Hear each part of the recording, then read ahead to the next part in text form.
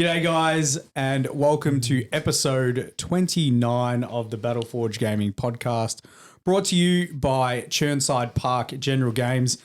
Please do not forget to like, share and subscribe this, guys. I got in at the start. Finally. We do get quite a few people watching these streams on YouTube, so please help support us so we can continue to do this because we love doing it, and the more support we get, the easier it is to do. Today, we've got heaps of people.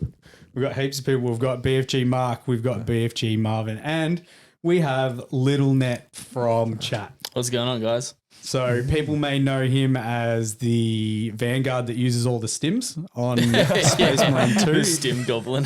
Stim Goblin, for sure. Yeah, so what have we been up to, guys? The fortnightly catch-up. We actually have got a fortnightly catch-up this time instead of the big gap we had in between packs. How's your hobby been going, Mark? Look, I will admit that I've been actually building more than I have been painting because I've been working quite a lot. So I don't really have – I've got a small section where I've got my paint set up, but it's a little bit of work. I've got to move like keyboards and stuff around, whereas I can clip wherever I want. So I've been building some Tyrant Guard. They've almost been put to a point where I can base them, but tonight I will obviously – Can you have a unit of 6 Tyrant Guard or is it just the 3? I think off the top of my head you can have 6, but I'm only going 3 for my Hive Tyrant. Man, if you can have 6 of those things, it's going to be very difficult to get any type of. Well, I've got a lot of big bugs that are going to be in my list, like a few Carnifexes. Yeah, you've been looking for Carnifexes. Yeah, I need one more. Tough to find. Very tough. I found one, but it was an older one, so it's not quite as big as the newer ones, and I don't really want him to be. I don't want the scale to be off because I want to have 3 together. So, but tonight I'll get painting. Do you mean Screamer Killers or Carnifexes in general? Carnifexes in general. I don't know if it was a 3D printed mold or something because I reckon it would have been 3D printed. It didn't look anywhere near as big as the regular Carnifexes that I like. Yeah. So yeah, that's where I'm at. Definitely need to pull my finger out a little bit and get this painting happening again. So today will be good. I think today's going to help me get back. It's one of those things we've spoken about it multiple times on the podcast. If you've got a dedicated hobby area and it's set up for your painting, it definitely promotes painting more. You know, if you've got to do what you're doing and you're saying like tidy stuff, get it out of the way, get your paints there, that can be the difference between you painting and not painting. Yeah, 100%. Oh, for sure. So yeah, I kicked my partner's space off the desk and made it my hobby area. So Very nice. it's like it's mine now. And that is a good segue. How's your hobby been going, Marvin? It's been going well. I painted more of my crew. I have been working on like a special little side project as well. Ooh, this is a secret? Like it was going to be, I guess so, maybe. I don't know. So it was actually, I haven't fully fleshed it out yet, but for the BFG paint area, I've been doing a 3D model with 2 power swords for the the BFG logos with the shield. Nah, what's that?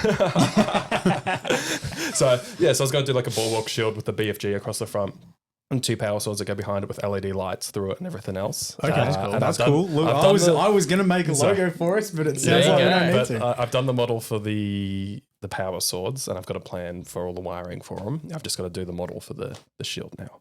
That's very cool. Yeah. Very cool. That does sound sick. Are they swords from Space Marine 2 or are they just like... they're from Space Marine 2. Yeah. The rustic skin swords. Are they going to be removable from the shield? Yes, yeah. So they'll all be removable. So you'll be able to take the swords. It's not the and light them up. It's not the damaged power sword, is it? No. No. It's not the damaged power sword. No. Good. I'd get a hard time if I brought those out. Yeah.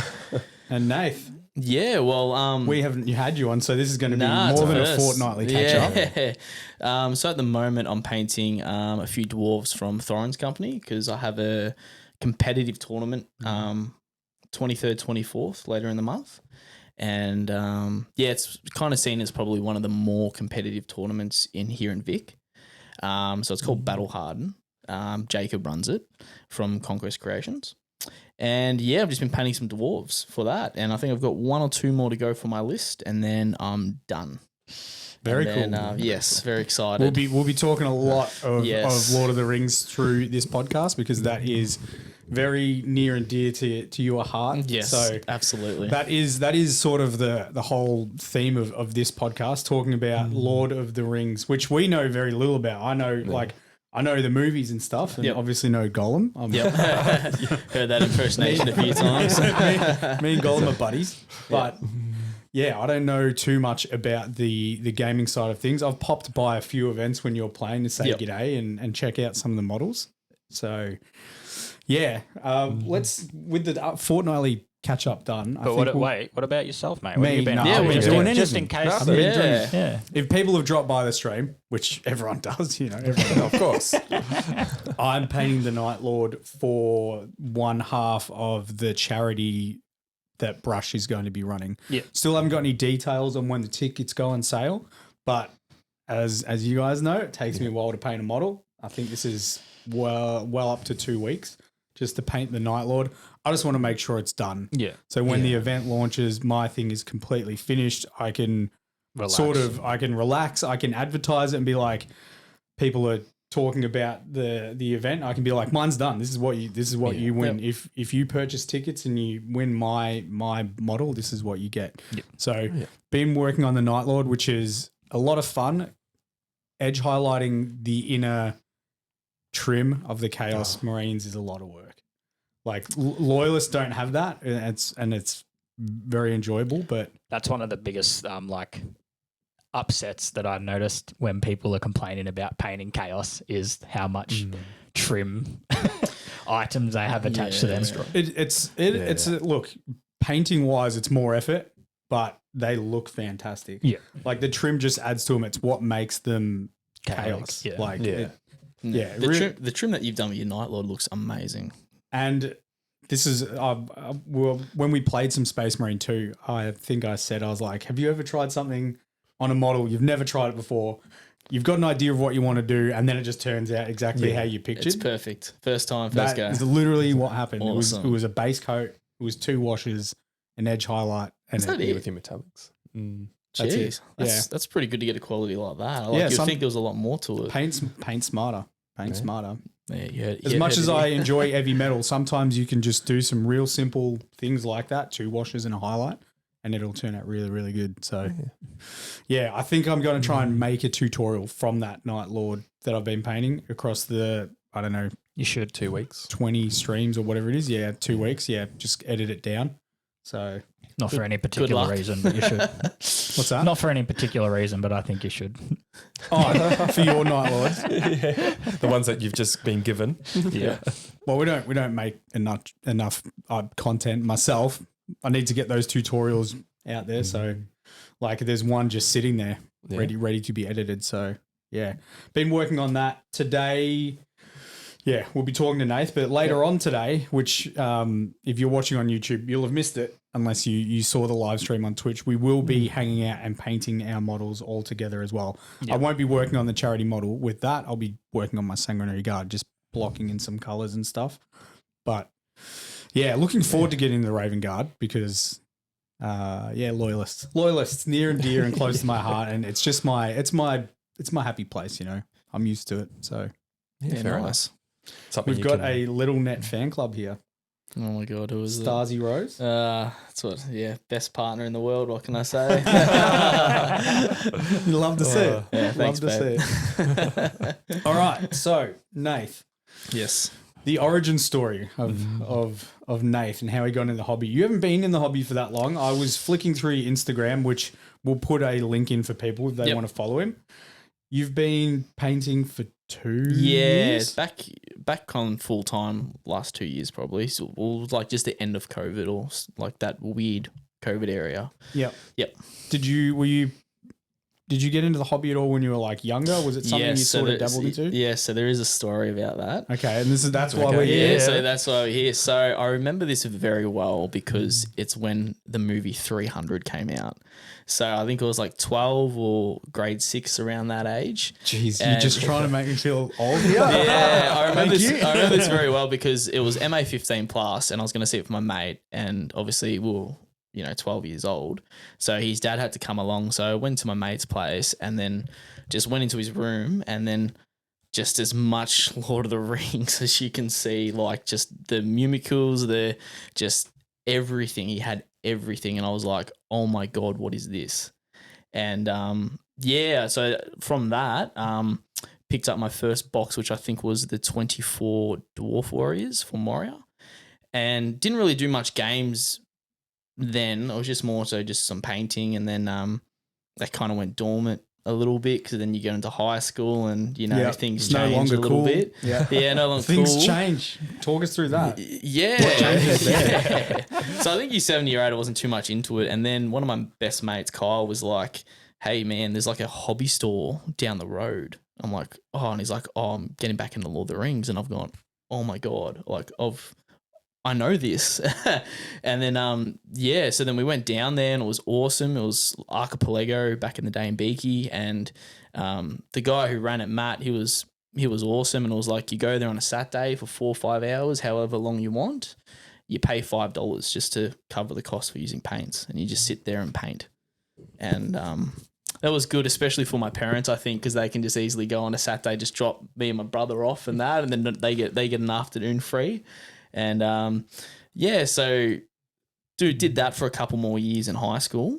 And that was obviously a gateway to 40K and War Machine by Privateer Press. Which Did you get into some War Machine? I Did you? loved War Machine. Yeah. That was probably, I kind of transitioned. Jeez, I should have added this to the title. We're going to do a War Machine chat. Yeah, maybe. Yeah. So that kind of, went from like Lord of the Rings into 40K. And I remember that year because I got the Assault on Black Reach. That's when I got into that box set for Christmas. Orcs Space Marines? Yes. Very cool. Yes. box set, Was yeah. Very cool. Were they Crimson Fist in that box or were they still No, it was No, the Ultramarines, Ultramarines. yeah. Yeah, and they had the Death Copters with the blades. And you got all the terrain as well in it, didn't you? Like the cool terrain pieces. I Yeah. think Was so. it Orc terrain? There was like one of them was like a broken Aquila, like flat bloke and Aquila rock and stuff like that off the top of my head. But the orc boss was pretty cool. Yeah, in the that box. orc boss was pretty cool.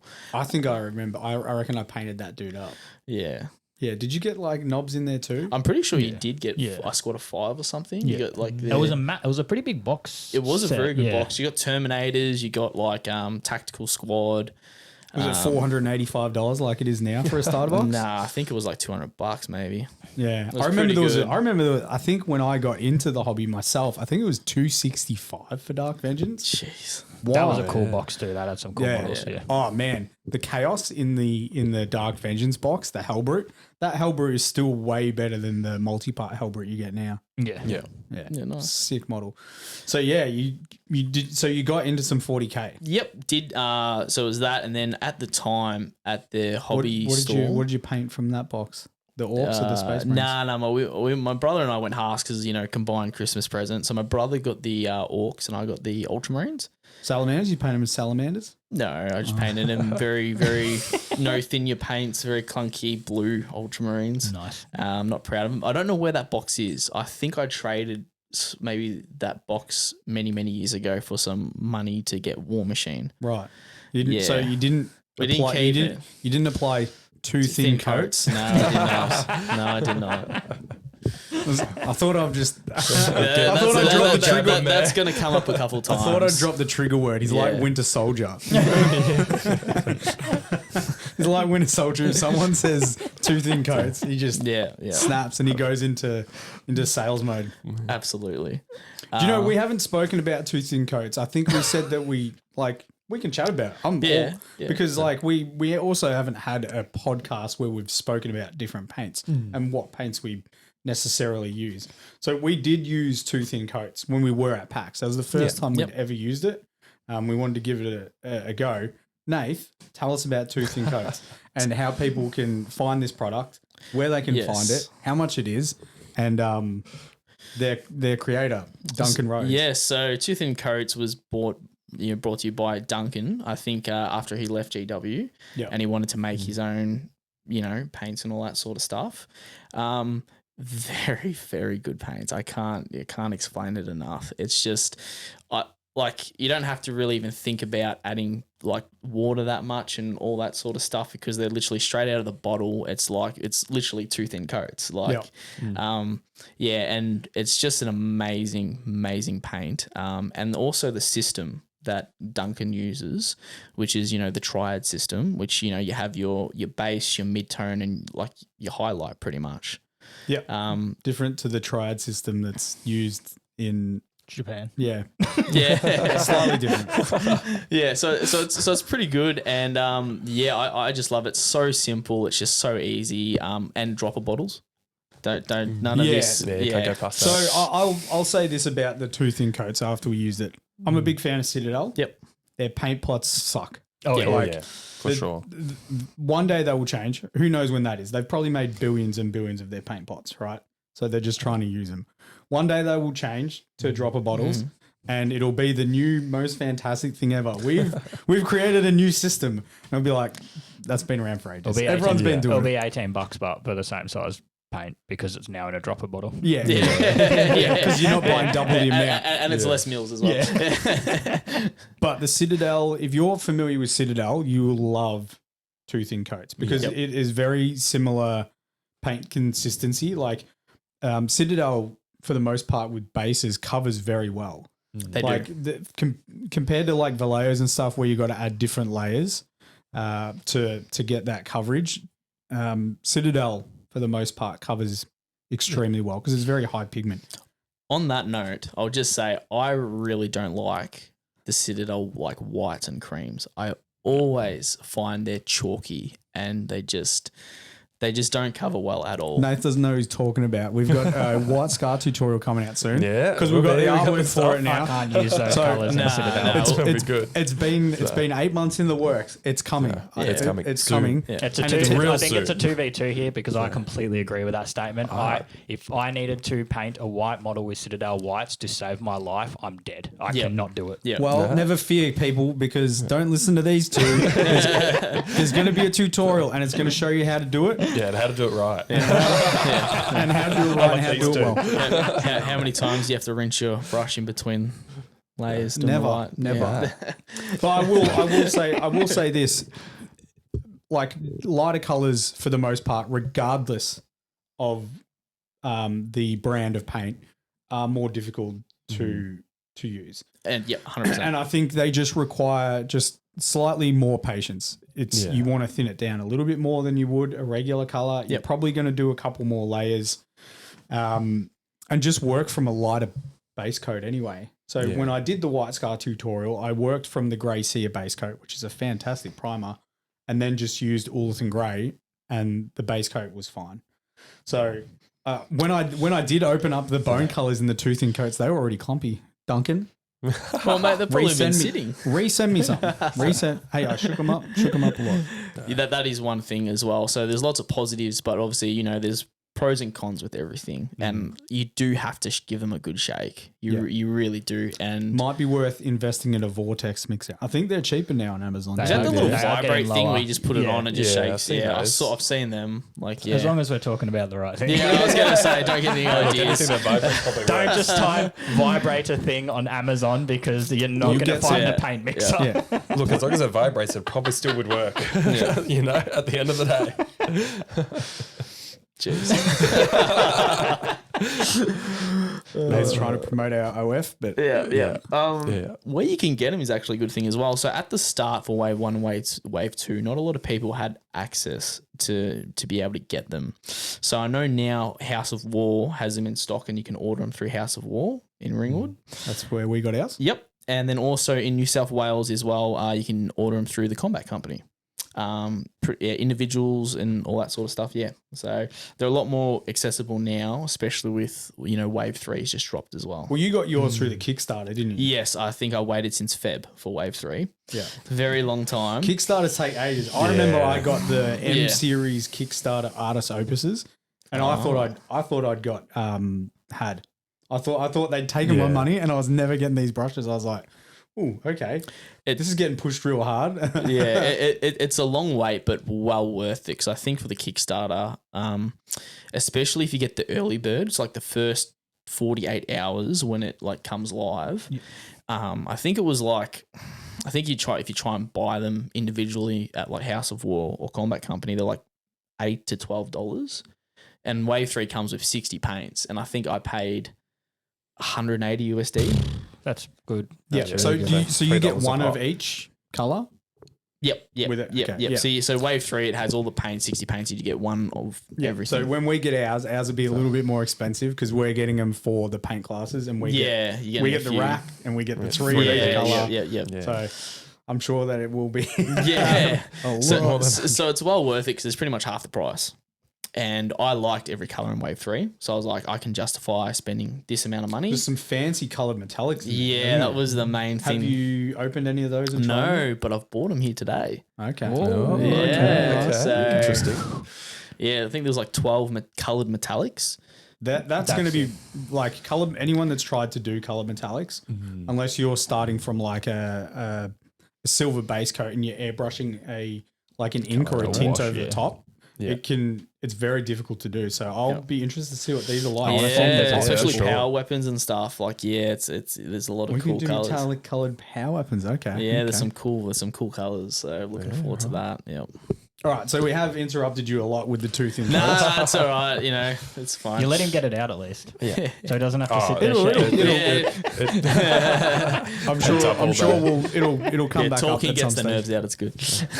But yeah, so Assault on Black Reach. Yep. So we got that. And then I think it was a lot of people at like the Archipelago back in the day.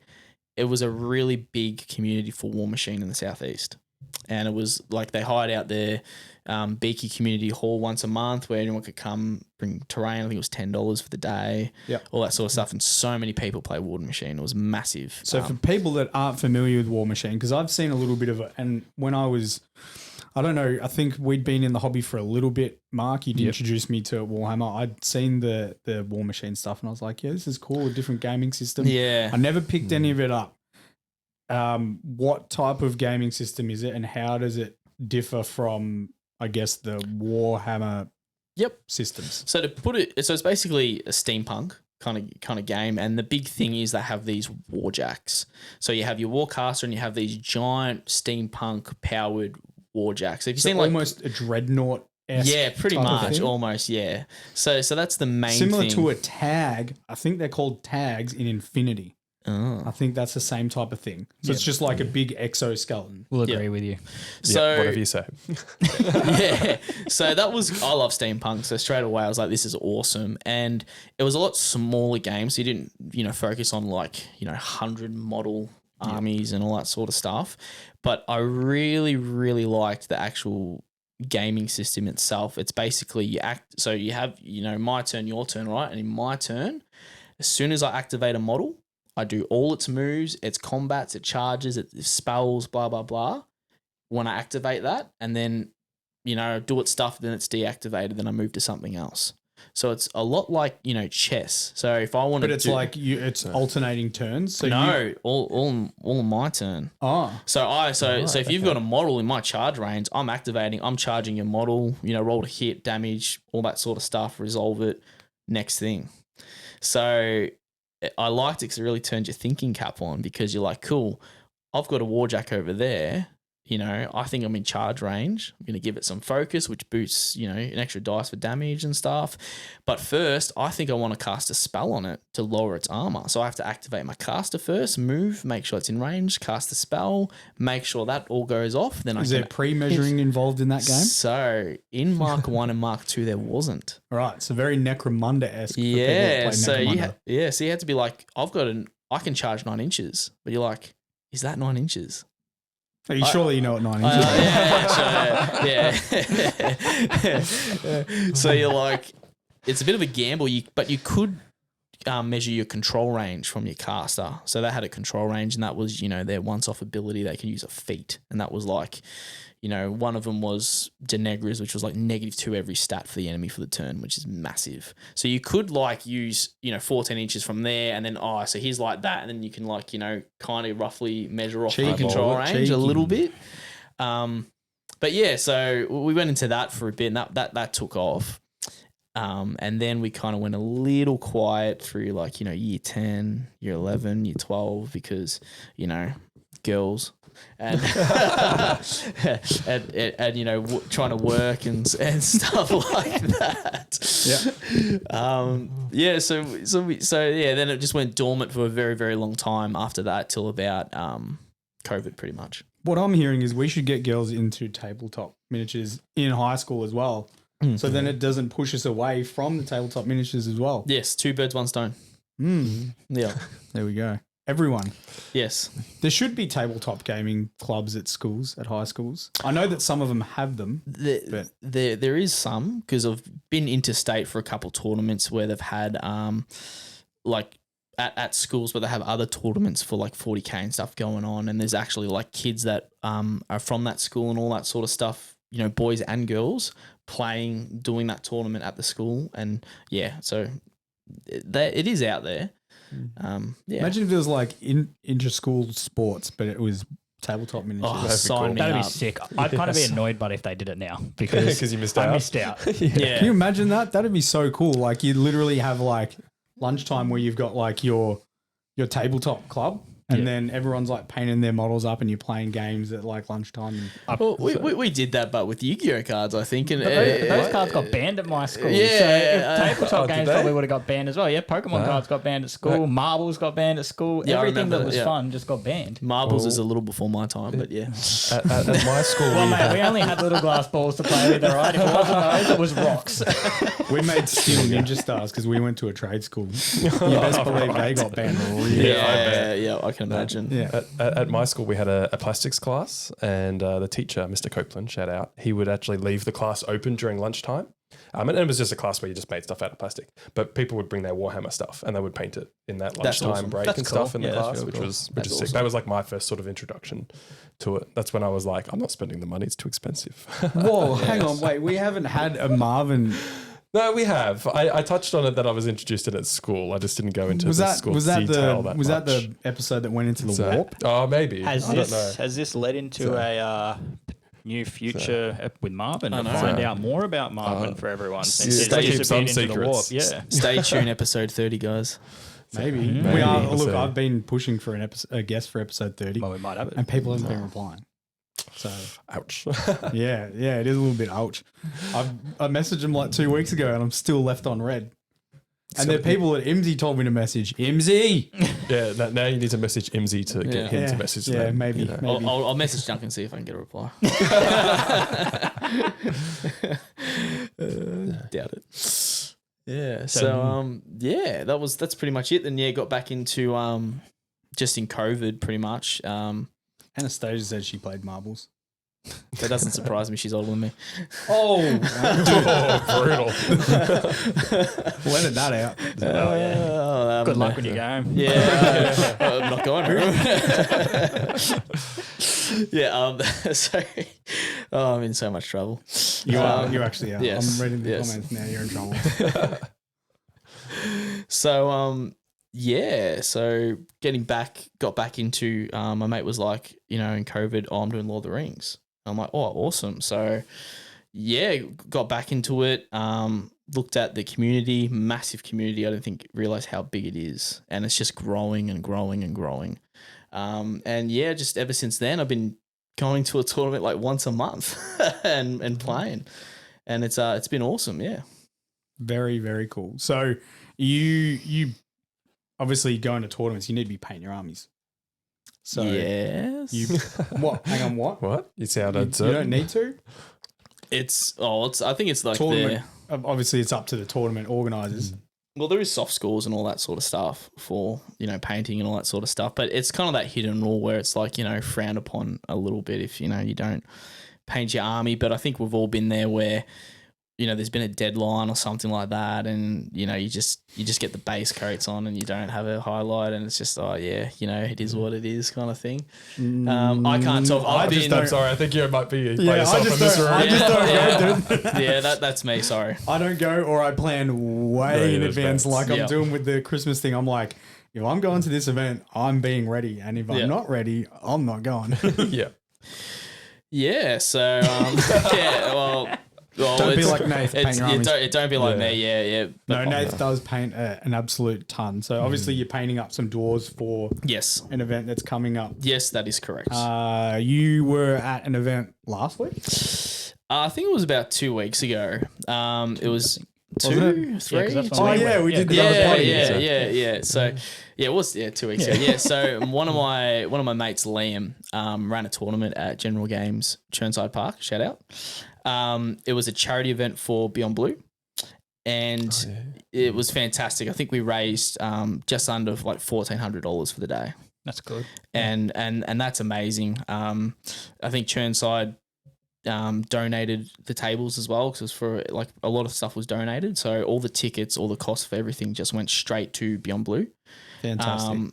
Which is fantastic. So everyone that knows Liam, who ran the tournament, he loves monsters in Middle Earth. He just loves monsters. He loves trolls. He loves just great beasts, any monster. And he's like, there's not a tournament out there, a casual tournament, that specializes in monsters, or so he's like, I'm gonna make a tournament and I'm gonna call it Monster Mash. So he homebrewed a tournament called obviously Monster Mash, and it's a doubles tournament, so have fun with a mate, and it was 400 points each, so 800 points in total. How much is a regular game of Lord of the Rings for people that don't know? Just maybe 600 points, maybe. The high end ones are about 700 to 800. The smaller ones are like 500 to 600. All right. And how much would a hero cost? Aragon. How much does Aragon cost points wise? Or how much does one of your heroes cost for your? I think Aragon, I think it's like 160 points. All right. So they're over 1/6 of your army's point cost. It depends. Well, Aragon's a pretty big hero, so it depends. Like, what army list you take, what heroes. Well, you've told me my army list I'm not allowed to take. He's like, you need to get into Lord of the Rings. I'm like, cool. I'll paint up with some ring race, because they'll be easy. I did them in packs. I was like, I'll paint up ring race. He's like, you can't do that. Well, there is a legion for it that we can talk about in the new edition, where there won't be any more legions anymore. So there's a quite a little bit to talk about. But going back to the Monster Mash, it's 400 points each, and you have to take a minimum of 2 monsters each per person. So the whole idea is, it's monsters, right? So, people take 2 monsters each, and then a lot of people like myself and Matt, our mutual friend Matt, shout out. Yep. We took the trolls and like Gundabag, like brutes and trolls like that, and we had like 7 monsters or something on the table, and people were like, how am I going to deal with that? Like, and so it was a lot of fun, and custom made scenarios as well. So Alex, one of the other boys, best player in Australia, we call him. Is he the best player in Australia? He's won pretty much every GT. Oh, okay. He's won Queensland GT, Tas GT. I thought it might be like one of those things where Tiny's called Tiny because he's 6'7". Nah. This guy. Alex is a phenomenal player. It's like me. I get called the best dice roller in Australia. Yeah. Like, he makes PDF and Word Excel sheets of every army list that has been submitted in the tournament, and then every scenario, and then what scenarios he's going to pick or veto depending on who he's playing. He's very, and the lists and how he makes he's very, very smart, and very good very player. strategic minded when it Very comes to good the Lord of player. the Rings game. Yep. Would he beat my ring race? Probably, yeah. Oh.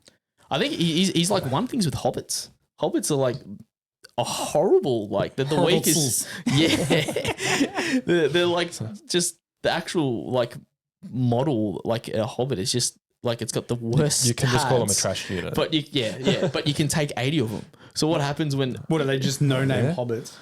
No. I think I should probably talk about how Middle Earth kind of works a little bit first here. Let's do it. Yeah. Let's do it. Tell me why I shouldn't be running ring race. So say for example, you're new to Middle Earth, you want to play an army. Yep. So you got all these factions, right? What army do you want to run, Marvin? Oh, I have no idea. Give me the down low first on how the game works. What do you want to run, Mark? You know what you want to run. Probably the Urukai. Yeah. Urukai. Urukai would be cool. Isengard's awesome. Yeah. So basically the main thing I think for Middle Earth is it's very based on heroes, right? So there's certain tiers of heroes, and depending what tier of a hero you pick can lead a warband size. He could bring Lurtz. Yes. Is it Lurtz, the dude that... 100%. That kills Boromir. Yeah. You can take that. They got a model for it as well. Spoilers. With a dead. What, dead Yeah, Boromir? yeah. There's one here. It's like there, and he's got arrows sticking out of him. Yes. And you got Lurtz was a Lurtz. beast. Yeah, He didn't last Lurtz long is enough awesome. for my liking. Nah. So you pick kind of like the faction or whatever that you're interested in. And then you pick a hero, right? So, for example, you want to take Lurtz. I think he's a hero of Valor, which means he has a warband size of 15. So that means then you can add warriors, whatever you want to fill that warband size Oh, okay, cool. to the points value you need. And for example, like, and then you just pick another hero that, you know, and then you fill that warband size out to where you get to the points. Yep. And then you kind of have your army. The main thing about heroes is, and this is where it gets awesome, every hero has might, will, and fate. So might can be used to call heroic actions, which we'll get into a little bit about that. Will is like anything to do with courage, resisting spells, and all that sort of stuff. And fate is if you take a wound, you can use a fate on a 4-up, no wound. So it's pretty good. Yeah. A ward save. Yeah, pretty much, yeah. So that's the big thing. So you take certain heroes, and obviously some have bigger might, bigger will, bigger fate. Wizards like Gandalf has like 6 will because you use will to cast spells and stuff like that. Yep. So, you know, and then you get to heroic actions. So this is where might also comes in very handy. You can alter dice rolls. So if you roll a 5 and you need a 6 to hit or to win the fight, I could spend a point of might, put that to 6. Right. Cool. Oh, yeah. Stuff like that. Is Gandalf, does he have like anti-Balrog? No, but Gandalf the White is 240 points. Whoa. That's because he's From What about Minas Gandalf Tirith. the Grey? I think he's 160 or 180. But so you take it, but then Shadowfax? that's 240 with Shadowfax with He's on Shadowfax? Yep. 220 base. But it's so you can see there's like if you go into a 500 point tournament or a 600 point tournament, That's half and you're your like, points. yeah, like it's half your points. So even though Gandalf can do a lot and is probably the best spellcaster in the game, it's you know go against too many goblins or something. He's not going to stand a chance. Well, I think Or someone 50 hobbits. yeah. well, I think someone ran Goblin Town and had like 80 goblins. Oh, I know Matt's got Goblin Town. Yeah, he's got a nuts. sick diorama he made as Yeah, well I've for the seen it. goblins. Yeah, Yeah. it's awesome. So yeah, that's like so you pick your heroes, you pick your army, and then there's legendary legions, and legendary legions are kind of like you know when you pick an army, you have like an army bonus, right? Like a Space Marine chapter bonus. Yeah, say like that. So legendary legions are like specific legions that are in like the books or movies where you take that and they have certain rules for that legion. So Lurtz's Scouts is a legendary legion, and they have special rules with that. There's like Defenders of Helm's Deep, so where they're on defending Helm's Deep and Assault on Helm's Deep as well. So they got their own, buffs. I think the Isengard one, because they can't take named heroes because there's no named heroes when they assaulted Helm's Deep. They get like one of the captain gets like +1 like wound attack and I think like a might or something makes him a bit beefier. Is he meant to be that dude that On the was rock, there's the model with him. There is literally the model The rock with dude? the captain, Uruk-hai captain on the rock. Oh, yeah. There is so it's That's cool. yeah. So you kind of just if you want to start an army, you kind of just what interests you the most and all that sort of stuff. except me. Yeah. And why is that? So for people out there, jokingly, I've been like, oh, I could paint up some ring race because I know I could paint them quick. I know had to they're practice. probably like their point cost is extremely high because if you've seen the movies Ring Race, Yep. they're Badass. like they are badass. Yeah. So talk to the people why it's probably not the best idea to do ring race and what's happening with these legions, like what's changing there. Yes. So, the ring race you can take now before the new edition comes. You can take is the Black Riders Legendary Legion, which is I think if you remember in the Fellowship where it's got Frodo and then you got the ring race and the horses chasing them or whatever. Aragorn saves him, doesn't he? Aragorn turns up and saves him from the ring race. Yeah, I think that was on Weathertop, but then that's when he got stabbed by the dagger, and then he has to get to Rivendell, and Arwen has to. that. Yeah, yep. So you can take that legion with the 8 ring wraiths, right? But it's just a disgusting legion. It has just these disgusting rules about it, and it's kind of low key frowned upon. Disgustingly Like, good or disgustingly yeah, bad? is it like good? Okay. It's Is it good. the Tau of? Yeah. Oh, yes and no. But Tau aren't overly strong. People just frown upon Tau they play because They've got combat they've style. got 7th edition Tau stuck in their head for the rest of their lives, where you could just sit at the back of the field and just everything's Yeah, done. if that's the case, I'd just be like, handshake, good game, bro. Yeah. I'd rather just go chill out for an hour and a half and eat food. Yes, so you pretty much you can take them, yeah, but it's like it's You're not going to be liked. Yeah, pretty much. Pretty much. It might average out with his dice rolls, though. You know, like Yeah, that is true. maybe I need them. so. So with the so going forward, there's a new edition around the corner, right? New edition, which is massive because we haven't had an edition for a very long time for Lord of the Rings, and I reckon now it doesn't really need a new edition. I reckon it's perfect, near perfect. It's such a great game. It's so balanced. It's not broken. So the new edition going forward, they're removing a couple things. One is Legendary Legions. Yes and no. So what they're doing is if there's a scene in the movie, in any of the movies, in any of the Hobbits, and you're like, I want to take that, whatever that scene is. Now in the new edition, they will have you could say a Legendary Legion for that scene, and that's the army that you can take. Okay. So, for example, you see, Army of Dead with Aragon and all that rock up, and you're like, I want to take that. Awesome. They have the army there you can take with these models in it. So, no more Legendary Legions, but kind of now everything is kind of a Legendary Legion now. So they've said that, and some people that take assaults on Lothlorien that are a bit butthurt because it's such a good legion and it didn't appear in the movie, so I don't think that's gonna get scrapped now. Oh, so they're pretty much So with their changing it to whatever's in the movies or the books is what's going to be able to be played, and it's not going to be able to just kind of the imagination side of it anymore. So this is very interesting. This is another thing that they mentioned. They're putting a lot of models in legacies now.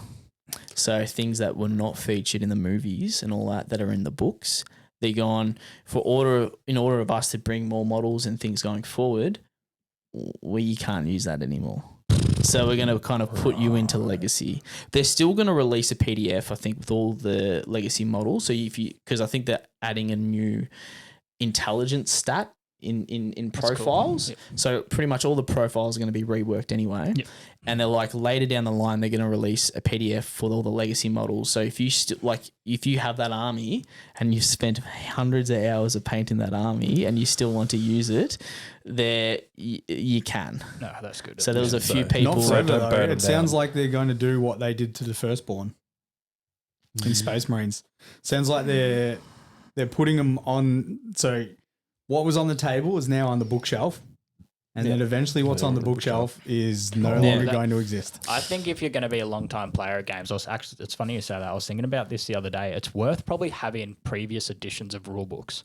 So then if you've been collecting, just say for 10 years, and models have been made obsolete kind of thing, those models have been made obsolete. If you've still got the second edition rules, you can go back and still play with them. Yeah, Yeah, definitely. I'm sure because there's still people that go back and play. If you really enjoyed 7th edition with your friends, there's no reason why you can't. Yeah, still 100%. play that. Well, there's still people that haven't moved to 10th edition yet. They still play the old ones. Yeah, noobs. I haven't played a 10th edition yet. We'll get there. If there's people playing 7th, I'll join in. I loved 7th. Yeah. Did you have Tau? I was Chaos and Grey Knights back in 7th. That's where Heresy's good, because Heresy is basically just 6th and 7th. Yeah, true. Yes. Yeah. Yeah, so a lot of people weren't too happy about that when they said, because of I think you got Khan, you got Farharad, so you got the camels and the half trolls and stuff like that. They're they're all going to legacy. They had a massive list of models, and it's a little bit of a shame, but I personally don't think it will impact the Victoria community and that too much, because they say GW says they're putting them into legacy, so they cannot be used at GW events. But I think there's maybe one official GW tournament from Middle Earth in Oz, I think.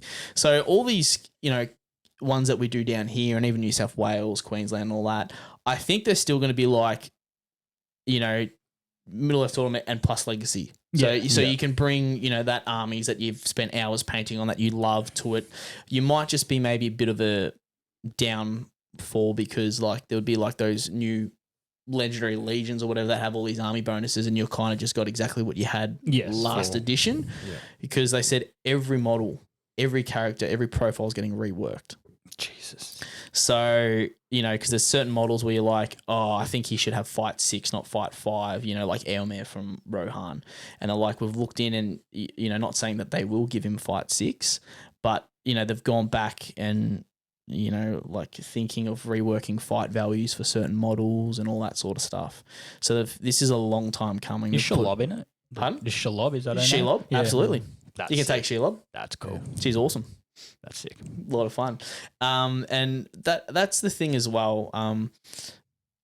There is a few competitive tournaments for Lord of the Rings, but there's a lot of us that love the casual homebrew tournaments and stuff like Monster Mash, like those not official walls, but yes, there's a lot of people that run their own little tournaments, their own little twist on it. And then there's just casual ones just for fun. So it's, I don't think it'll be a problem with the legacies.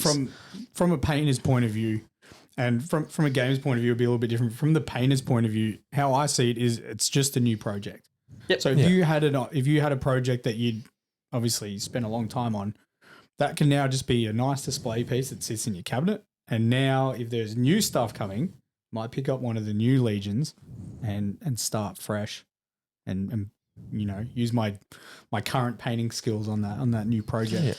Yep. Well, not gonna lie, I reckon I'm pretty biased. I reckon Middle Earth is the best, well balanced game I've ever played. A lot of people say the same thing, that the best gaming system that is being brought out is from Warhammer is Lord of the Rings. It's not broken. It's very fair. It's like 30% luck. I didn't even know it's just still going for so long, and then all of a sudden it just popped. Like once I got back into Warhammer, it was obviously starting to feed its way into my feed as well, and I was like, oh, I actually thought that it just stopped. Like I didn't even know it was a thing anymore. So I'll just so one of the things I love about this is we'll go back to like the might, right? The heroic stat might. You can call heroic actions, right?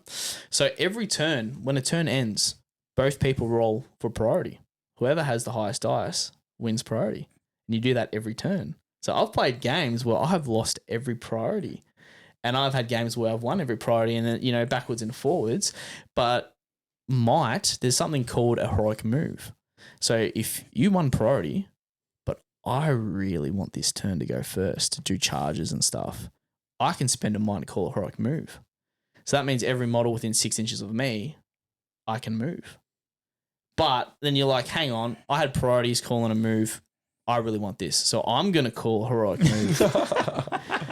So then this sounds like a gambit to me. Yeah. And then if you both call a heroic move, it goes to a 50-50 roll. 1, 2, 3 evil, 4, 5, 6 good. Oh, really? Yeah. Yep. So you can bait people's might out and stuff like that. And it can get very like chess and all that sort of stuff. So I'm like, I really need this turn. I've called a move. If you lose all of those dice rolls and you wanted to spend might, do you still spend said might? Or is it only if you win? No, it sounds like you spend it, so you can spend waste other people's resources. Exactly right. So And it's also so resource and movement management is massive. And you've obviously got a certain amount of might each game. Yep. And once Aragon has 3 points of might, but he is Aragon, so he has, I think, was it like Mighty Lord? Or I forgot the rule, but he can use a free point of might per turn. So you have Aragon King Alisar, and you're like, and I think Strider has it as well, where you're like, I've got a 3 point of might every turn if I want to use it without using my 3. So I could be calling, even if I lose priority, I can be calling free heroic moves and trying to go first. And is the opponent going to let me do that? Am I going to bait might out of them for their resources? That sounds way more cheesy than my ring race. Yeah. So it's a lot of fun, and I've had games where I really need to call. I've called like 3, 4 heroic moves, waste all my resources, and I've lost every roll off. And I've had it where I've won every roll off and stuff like that. And it's so, as much as it is strategy, it is luck as well. Yeah. And the same process goes for a fight. So for you guys obviously haven't played Lord of the Rings, I'll just say it. So when you charge someone and you're like, cool, I've got 3 attacks, I've got 3 dice. You have 3 attacks, you have 3 dice. I have a fight value of 6. You have a fight value of 5. So if I roll my dice and I roll a 6, that means I win because I've got the high fight value. So it goes off whoever rolls the highest dice, and then if you're drawn, it goes off who has high fight value, and then if it's the same fight value, 50-50, you go to the roll-off to see who wins. That's so cool. That's and cool. then obviously then you roll to wound if you win the fight, and then you know the model backs away an inch. Yep. And that's another thing as well. If you can't back away the full inch, you're trapped. That means you get double dice for damage against a trap model. So that's like Necromunda. You can smack people in the wall. Yeah. So you can trap people against walls and they can't back that full inch. Next thing you know, I'm only need 5 to wound with 3 dice. But hey, instead of 3 dice now, I've got 6. And you've only got 2 wounds, 1 fate. So there's a good chance I might be able to take that. And if I've got a hero, I can put a point of might that up. So that's how the combat kind of works, and then it goes back to calling heroics. You can call heroic strike, which you increase your fight value by D6. Jeez. So so there's all these. It's a very very interesting fun game. It does sound like a lot of strategy, which sounds cool. I like strategy. It is, but then you have some games where you're like, I just want to kill stuff, so I'm just sending all my guys in.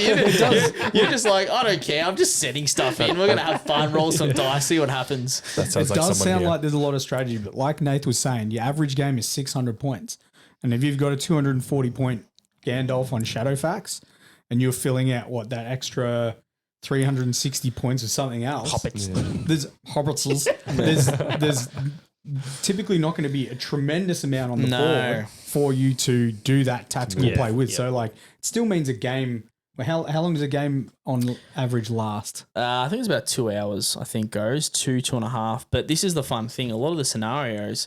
That sounds to me though like you actually have a good amount of time. It is good to finish your games, because like how they get like 3 hours maybe, or 2 hours and 45 minutes at a 2,000 point Warhammer. That's too long. I don't think I could do that.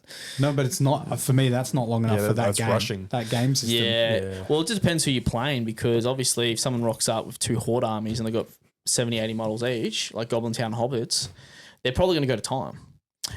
But that's also another thing about Lord of the Rings, right? So a lot of the scenarios has when you break or quarter, you roll a dice, and on a 1 or 2, the game's over. So what breaking means, you have your army, you got, say, 30 models. They bottle. Yeah. Bottle checks. So you got your army, you got 30 models, your break point's 15. As soon as you hit that break point, your opponent kills half your army, you are now broken. So every turn, you got to do courage tests to stay around. Heroes can do a courage test. They got higher courage. Models around 6 inches, like warriors, they can use that roll, so they're fine. But there's a lot of scenarios where once one army is broken, the next priority turn, roll a 1 or roll for priority, or just roll a normal dice on a 1 or a 2, game over. So so I can have a scenario where I've got all heroes. Say I've got like Fellowship or Thorin's Company, and I've just got all these heroes that can just smash. And, someone's got a medium-sized army, and we're on a scenario where, the game might end if someone's broken. In 2 turns, I just clobber and break him, and then you go to priority the next turn or whatever, 1 or 2, game's over. So it's either usually quick games or long games. Yeah. Sometimes you get some in the middle, but it's either one or the other. You're either going to die very fast, or you're going to, By the sounds of things, Lord of the Rings, I don't know which way they've gone with it, but it sounds like Lord of the Rings has incorporated a lot of stuff from other gaming systems that's really, really good, like turn priority. That's from Age of Sigmar. And I think Age of Sigmar took it from Lord of the Rings. And then there's a lot of stuff you're talking about rules-wise is very similar to Necromunda. Yeah. And Necromunda, as Mark and I have played, I find is a very, very fun game system. Absolutely love it. So it might sound like if you're really into Lord of the Rings and you want to get into like the 40K universe itself, like you're not necessarily concerned with 2,000 points of like playing massive armies, you could maybe jump into Necromunda where you have 7 to 12 models. Yep. And still be in the Warhammer 40k universe, and you'll be familiar with that rule set because of Lord of the Rings. 100%. Yeah. 100%. We are getting close to an hour of chatting. I know already. Yeah. I know the Dice Daddy's got to go. Do you know when you need to go? At about 2:30. All right, so we've got 5 minutes left. So we're gonna. I don't mind doing like a nice in-depth 1 hour podcast because it means we can bring the guests back, and we are going to be doing the paint. I was going to say we can still chat about stuff. So we will be chatting. We will be chatting after this. So I do apologise, everyone, that I had to shoot off and sort of cut it quick. So I apologise, but I'm going to be back.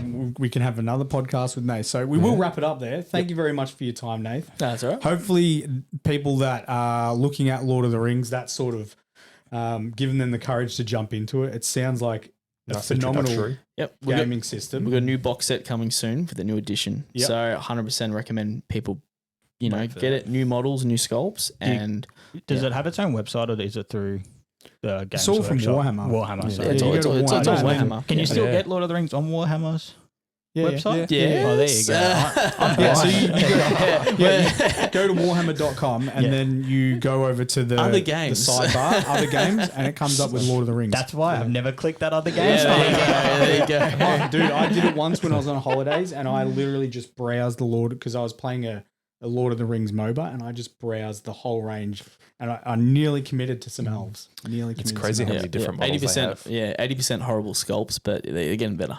They are improving over time. They are getting better. Yes. Yeah. All right, guys. Thank you very much. Don't forget to like, share, and subscribe because it does help us out. We will be back later on today with a sort of paint session, and probably been about an hour-ish, hour and a bit. Yeah, and again, if this is on YouTube, you've missed it. So it won't be in an hour. We will have episode 30 up in a fortnight. Not sure who the guest is as of yet. So we'll be on the lookout for the next guest. You reckon Marvin just by himself getting in the middle? We don't know his background. He can sit in the tiny chair. We don't know his background story and stuff properly. Need a Marvin Origins. Yeah, exactly. Marvin Origins. How far back are we going now? All right. Man, it'll be a big. If anyone's chatted to Marvin about what he's done in his life, I don't even remember half of it. Yeah. It just comes back to me in little spurts of memory. I'm like, oh yeah, I did that. Cool. Yeah. Thank you very much, guys. We'll catch you later. later. Hopefully enjoyed it, and see you on the next podcast episode. See you guys. See ya. See ya.